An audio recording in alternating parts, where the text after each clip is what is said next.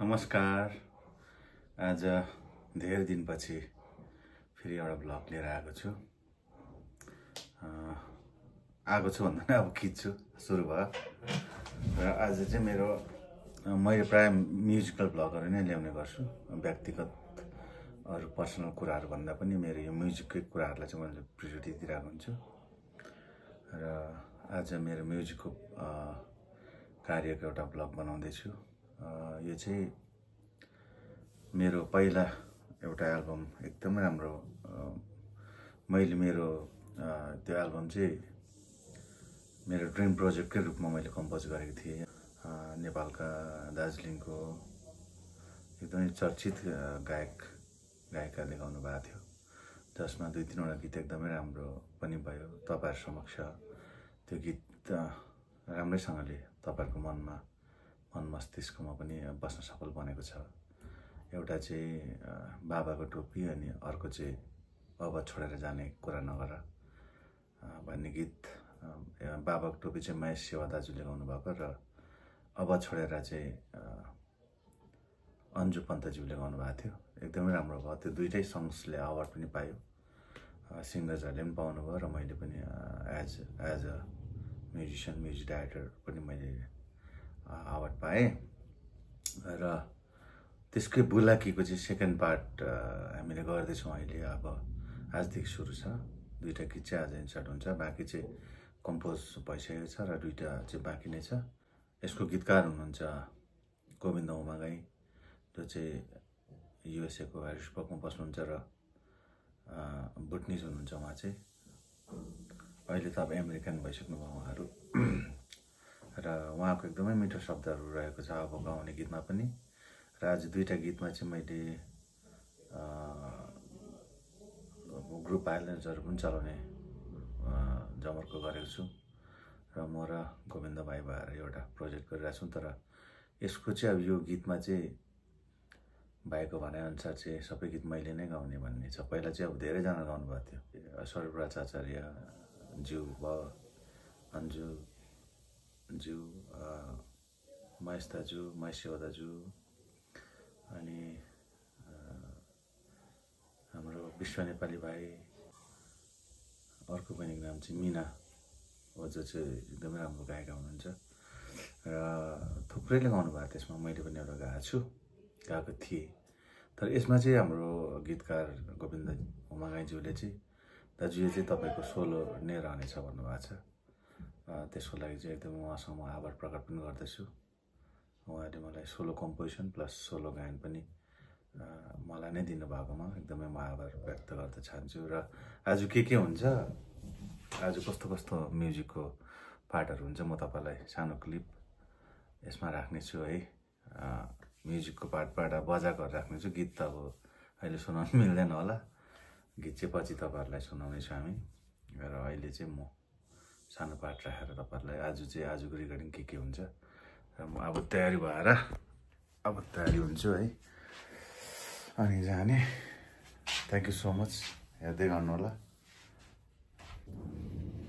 ल अब तयारी भइसक्यो लगभग। यसमा पैसा आएर हालिसक्यो हो। अब अहिले कलाकारहरूलाई दिने पैसा यस्तो हुन्छ, बजाउने बित्तिकै दिनुपर्छ। हालिसक्यो पनि हाल्नु पर्यो। अब गाडी पर्खिरहेको छु, बाइक आउँछ मलाई लिन अनि जाने।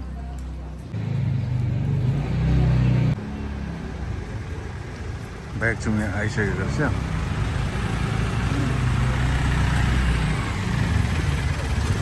यही हो बाइक। उता जाने हो, चढौँ।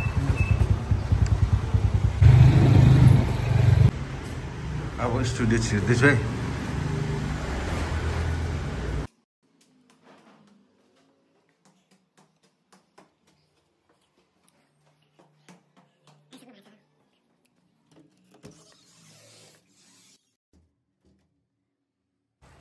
हस् भाइ, दाजु आउनु भएको छैन?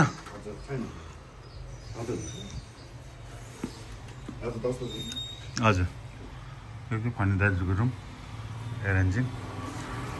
यो चाहिँ हाम्रो सुमन भाइ अनि पर्पल स्टुडियो यहीँ हुन्छ आज काम। मनिष भाइ आइपुग्नु भएको छ बजाउनुलाई। बवाल हुन्छ जस्तो लाग्दैछ आज।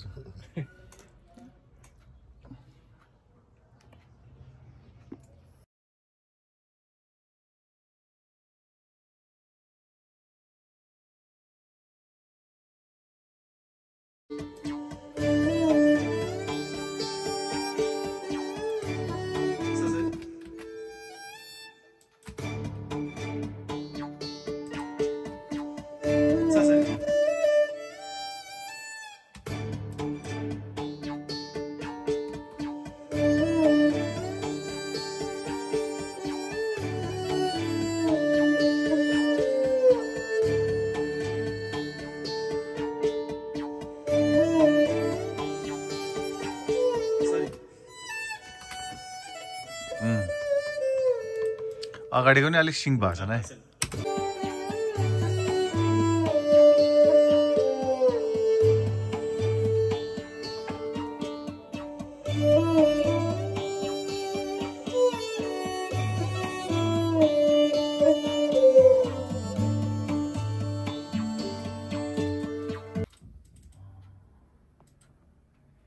हिजो मात्रै ल्याइदिएको त्यो भाइलिन छ नि यहाँ, हिजो हाम्रो साथीले ल्याइदिनु भएको छ यसबाट, प्रमोद उपाध्यायले नर्बु शेर्पालाई। नर्बु शेर्पा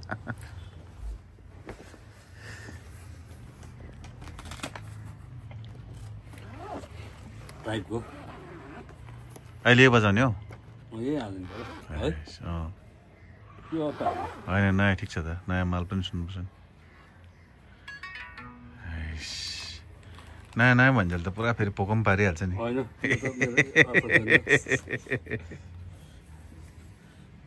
दामी।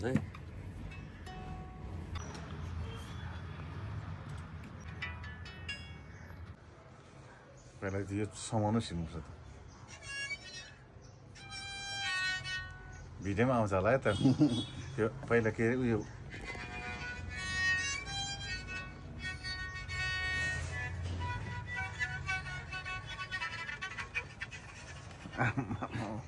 खतरा बन्द छैन।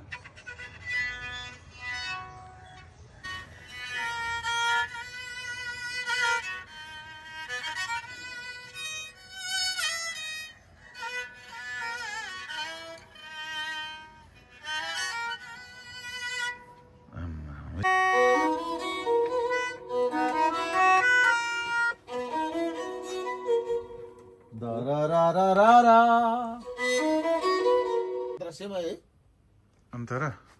Siapa sih?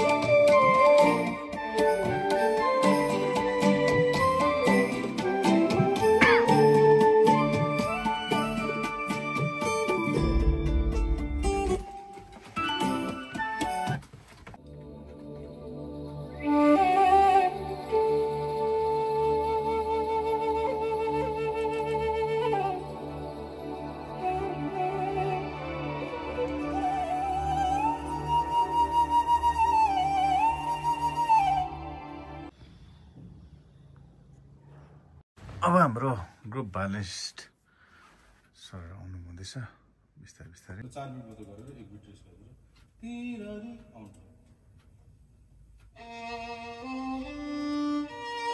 1 2 3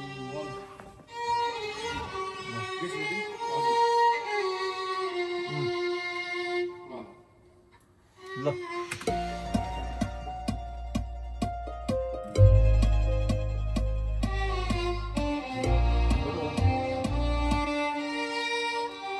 फोटो काट्नु पर्यो टिप्नु छ। त्यहाँनिर त्यो काट्नुपर्छ है आफूलाई